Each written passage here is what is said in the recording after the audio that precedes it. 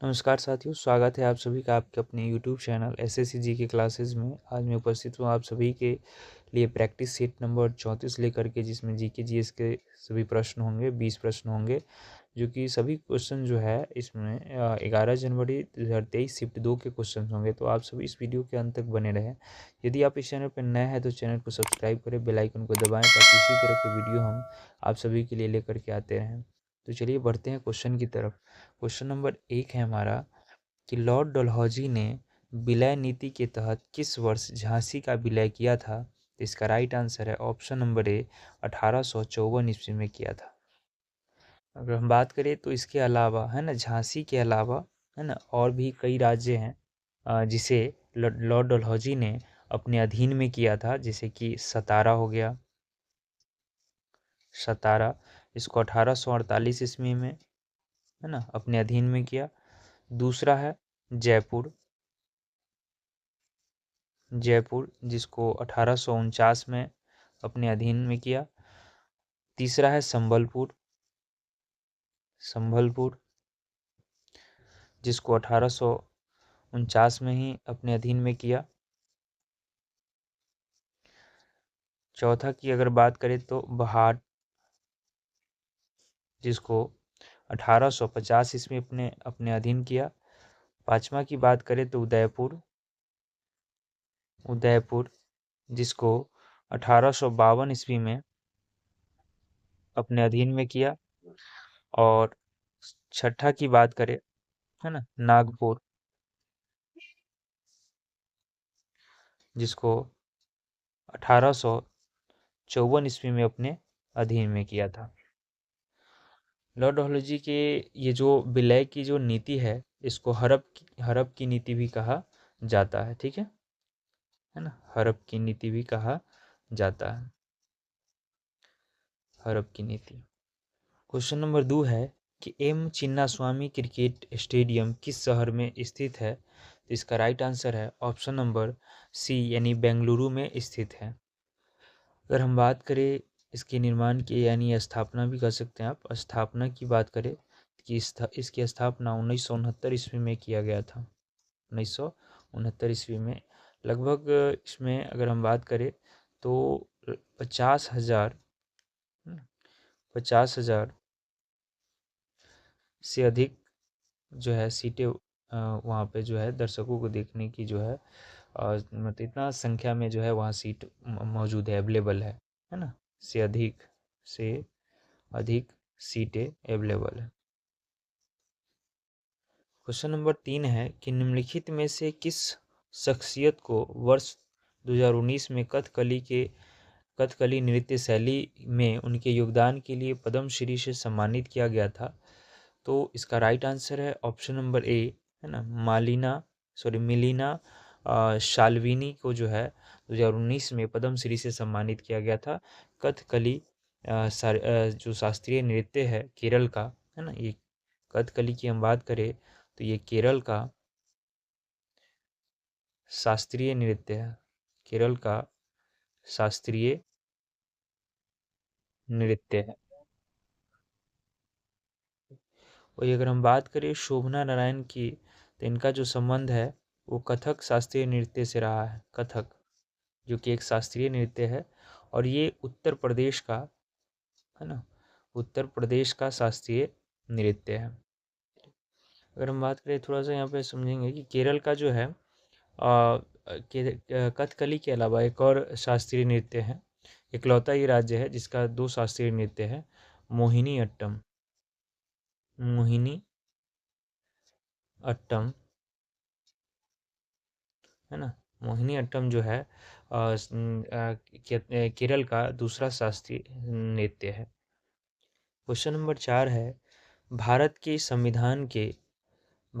संविधान के निम्नलिखित में से किस भाग में मूल अधिकार सन्निहित है। तो इसका राइट आंसर है ऑप्शन नंबर ए, यानी भाग जो है 3 में जो है मूल अधिकार सन्निहित है, यानी उसमें वर्णन किया गया है। चलिए अगर वही हम बात करें भाग 4 की, तो ये राज्य के नीति निर्देशक सिद्धांत से जुड़ा हुआ है। वही अगर बात करें हम भाग 2 की, तो इसमें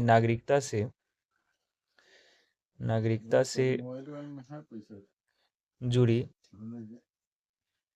नागरिकता से जुड़ी प्रावधान का वर्णन किया गया।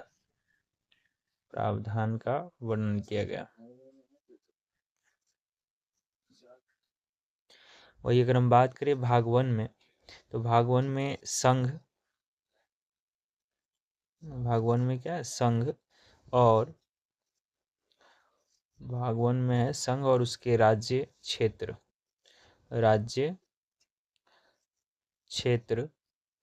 से जुड़े राज्य क्षेत्र से जुड़े विषयों का वर्णन किया गया है।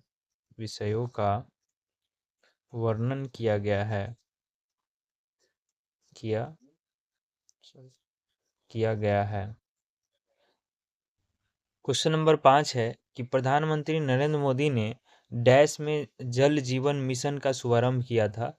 इसका राइट आंसर है ऑप्शन नंबर सी, 2019 में इसका शुरुआत किया था।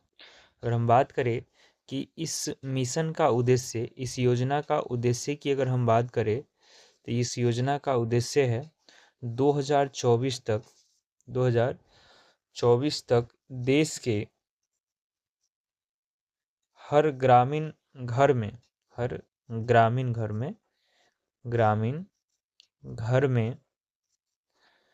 नल से पानी पहुंचाना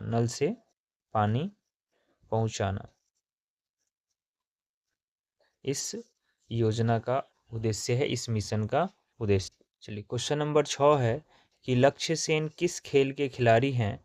इसका राइट आंसर है ऑप्शन नंबर बी, यानी बैडमिंटन के खिलाड़ी हैं। वही अगर हम बात करें भारतीय बैडमिंटन संघ की स्थापना की, तो इसका स्थापना 1934 ईस्वी में किया गया था।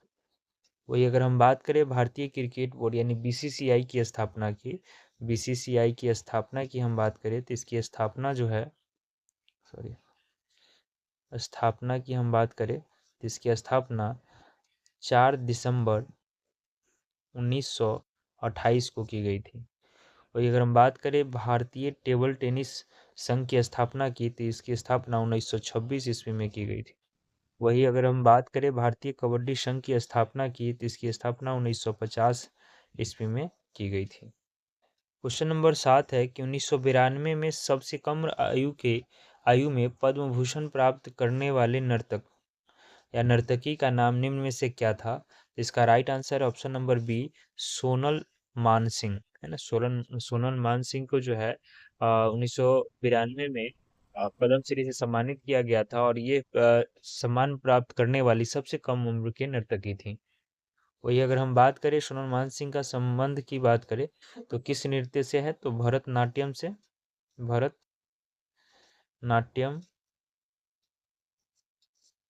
और ओडिसी से इनका संबंध है। भरतनाट्यम की बात करें तो ये तमिलनाडु का शास्त्रीय नृत्य है। ओडिसी की बात करें तो ये उड़ीसा का शास्त्रीय नृत्य है। वही अगर हम बात करें पंडित बिरजू महाराज का, तो इनका संबंध जो है कथक शास्त्रीय नृत्य से है, और कथक शास्त्रीय नृत्य की बात करें तो ये उत्तर प्रदेश का है, उत्तर प्रदेश। क्वेश्चन नंबर 8 है कि विश्व के कुल पृष्ठीय क्षेत्रफल में भारत का कितना हिस्सा है। तो इसका राइट आंसर है ऑप्शन नंबर बी, 2.4%। वही अगर हम बात करें तो क्षेत्रफल की दृष्टि से, है ना, क्षेत्रफल की दृष्टि से 7वां सबसे बड़ा देश है भारत, 7वां स्थान रखता है, 7वां स्थान है। वही अगर बात करें हम भारत के कुल क्षेत्रफल का, तो भारत का जो कुल क्षेत्रफल है वो है 32,87,263 किलोमीटर स्क्वायर। चलिए वही अगर हम बात करें भारत का जनसंख्या घनत्व, भारत का जनसंख्या घनत्व की हम बात करें तो 382 व्यक्ति, है ना, प्रति किलोमीटर स्क्वायर है। चलिए क्वेश्चन नंबर 9 है कि कौन सा विकल्प बुलिमिया का सबसे अच्छा वर्णन करता है। तो इसका right answer option number B है, खाने संबंधी विकार। खाने संबंधी विकार जो है बुलिमिया का सबसे अच्छा वर्णन करता है। अगर हम बात करें यहाँ पे बुलिमिया का, तो इसको बुलिमिया नर्वोसा भी कहा जाता है ना, जो कि खाने से संबंधित विकार है। एक प्रकार का बीमारी है जिसमें लोग क्या करते हैं कि वो मतलब अधिक से अधिक खाना अ, खाने का प्रयास करते हैं और फिर ये समझते हैं कि हमने ज़्यादा खा लिया है, तो उसको फिर से उल्टी के माध्यम से निकालने का भी प्रयास करते हैं, या जॉगिंग करके या किसी भी तरह से उसको पचाने का प्रयास भी करते हैं। और इसमें जो है लोग ज़्यादा खाने के आदी हो जाते हैं, यानी जितना नियंत्रण से बाहर भी खाना खा लेते हैं। क्वेश्चन नंबर 10 है कि उत्तर भारत के लोग किस त्योहार पर देवी लक्ष्मी और भगवान गणेश की एक साथ पूजा करते हैं। तो इसका राइट आंसर है ऑप्शन नंबर सी, दिवाली में, है ना। दिवाली में जो है गणेश देवी लक्ष्मी और भगवान गणेश का जो है एक साथ पूजा किया जाता है दिवाली के त्योहार में, जो कि उत्तर भारत में ऐसा प्रचलन है। क्वेश्चन नंबर 11 है कि भारत के संविधान के अनुच्छेद 243 के अनुसार डैश का अर्थ है ग्रामीण क्षेत्रों के लिए अनुच्छेद 243 ख के अधीन गठित स्वायत्ता शासन वाली एक संस्था है। तो इसका राइट आंसर हो जाएगा ऑप्शन नंबर बी, यानी पंचायत, है ना।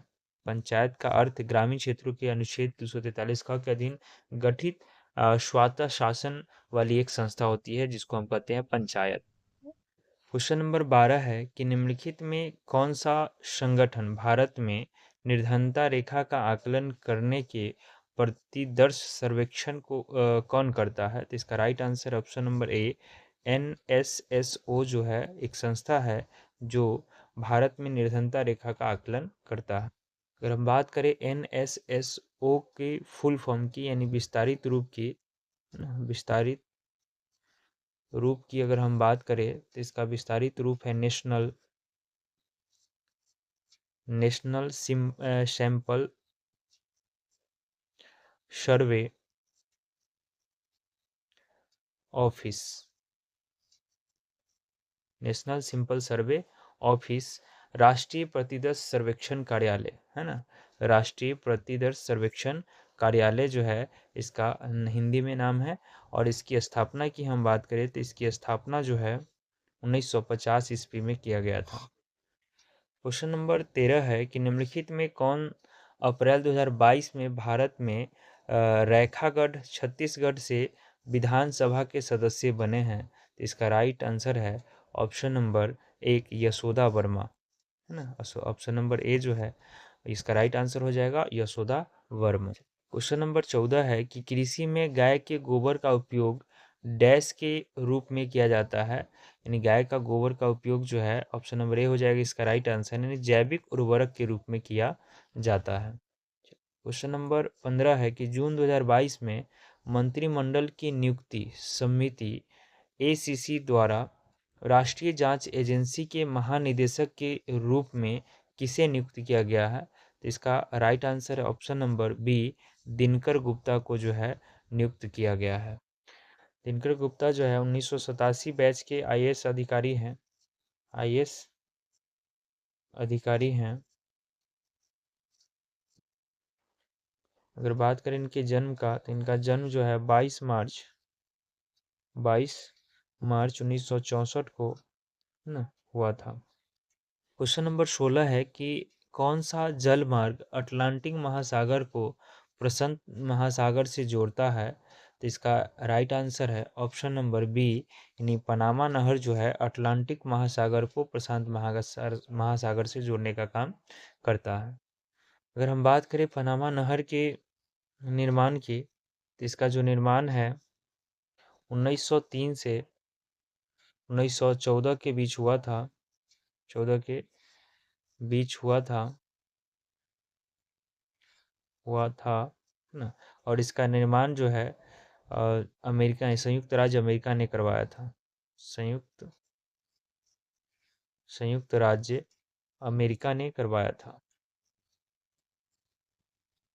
अमेरिका ने करवाया था। क्वेश्चन नंबर 17 है कि एक बर्तन लंबे समय तक नम हवा के संपर्क में रहता है या एक हल्की हरी कोटिंग प्राप्त करता है, बर्तन किससे बना हुआ है? इसका राइट आंसर हो जाएगा ऑप्शन नंबर 4 यानी तांबा से बना हुआ। क्वेश्चन नंबर 18 है कि देश की स्वतंत्रता से पहले भारत मुख्य रूप से अपने डैश उद्योगों के लिए जाना जाता था। तो इसका राइट आंसर है ऑप्शन नंबर सी, हस्तशिल्प के लिए जो है भारत जाना जाता था, जिसमें कुटीर उद्योग भी शामिल है, जिसमें लोग अपने हाथ से जो है तरह तरह के जो चीज़ें यानी जो यूज के जो चीज़ें हैं उसका निर्माण उसका निर्माण अपने हाथों से करते थे।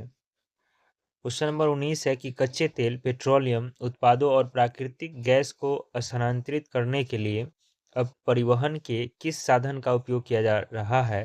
जिसका राइट आंसर है ऑप्शन नंबर डी यानी पाइपलाइन का इस्तेमाल किया जा रहा है। क्वेश्चन नंबर 20 है और ये लास्ट क्वेश्चन है इस वीडियो का कि डैश ने हर्षवर्धन के दरबार में बहुत समय बिताया और जिन्होंने जो कुछ देखा उसका विस्तृत विवरण किया। तो इसका राइट आंसर है ऑप्शन नंबर बी, स्वेन सांग जो है हर्षवर्धन के दरबार में आया था और उनके समय में जो भी उन्होंने देखा उसका विस्तृत वर्णन किया था। उम्मीद करते हैं कि ये वीडियो आप सभी को पसंद आया होगा, तो वीडियो को लाइक करें, शेयर करें, चैनल को सब्सक्राइब करें, बेल आइकन को दबाएं ताकि इसी तरह की वीडियो हम आप सभी के लिए लेकर के आते रहें। मिलते हैं नेक्स्ट वीडियो में, तब तक के लिए धन्यवाद।